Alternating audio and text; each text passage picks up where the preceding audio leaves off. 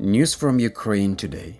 The armed forces of Ukraine in Zaporizhye are driving the Russians out of their positions. As a reminder, part of Zaporizhia region is currently occupied by Russian troops. The counteroffensive in Zaporizhia has begun. As of today, it's known that the fighting continues in the Berdyansk direction and Urozhany. This was reported by military correspondent Bohdan Miroshnikov. In fact, intense fighting is taking place in the entire section. In general, the operational situation is such that the enemy has to bring in resources to stabilize the situation, but the Ukrainian soldiers are constantly putting pressure, forcing the enemy to throw more soldiers and withdraw from their positions. In occupied Mariupol, guerrillas poisoned 17 Russian officers. During the celebration of the Day of the Navy at a military facility, officers were massively poisoned. 17 Russian military personnel were admitted to the hospital in serious condition, 2 of whom died yesterday.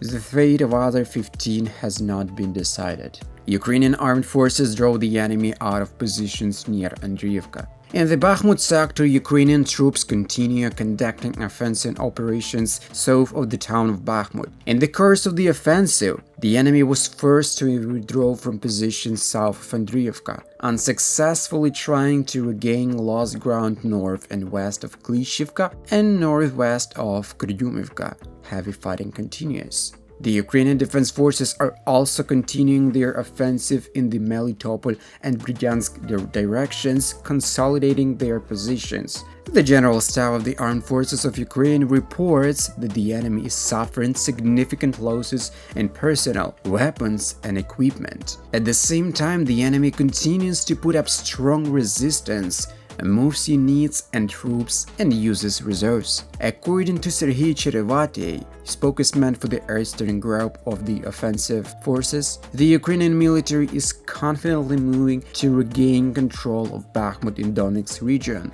which was seized by the criminal army of the Russian Federation, but is trying to preserve personnel as much as possible and not repeat the mistakes of the mercenaries of the terrorist Russian MPS Wagner. Ukrainian armed forces destroy a large occupant unit near Soledar. Soldiers of the defense forces continue to clear their native land from Russian occupants. Heavy fighting is also taking place in the Donetsk region near the still-occupied Soledar. Ukraine starts making bombs on a 3D printer. Printing bombs helps to find alternative ways to supply enough weapons to the front. This is reported by The Economist. They also know that over the past 4 months, more than 30,000 such shells have been produced. According to the source, the grenades are designed to be thrown, so they are lightweight. But when they are dropped from drones, this can be a disadvantage. Floating vehicles. Ukraine has received a powerful reinforcement from Poland.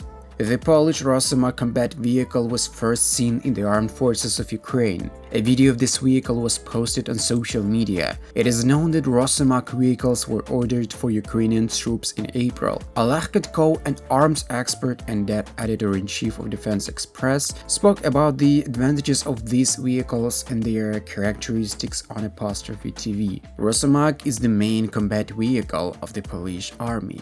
It should be understood that it is the form of an infantry fighting vehicle. What was shown in the video is a wheeled infantry fighting vehicle. It has a combat model with a wonderful 30mm Bushmaster automatic cannon. It has an Italian turret from Ottomelara. That is, it's a 22-ton vehicle that can float. It provides the classic frontal bullet protection for any floating armored vehicle. It should be understood that Rosomak itself is a pretty good vehicle. First, it is a licensed copy of the Finnish Patria vehicle, and the Patria is actually a bestseller on the market. In addition to Finland, it was ordered by Sweden and a number of Balkan countries. It is a great example of the fact that Patria is a high-quality machine. It was chosen by Japan. And this is a country with a huge defense budget, despite the fact that we are talking about one of the most powerful economies in the world, which can choose any combat vehicle in principle. But it chose the Patria.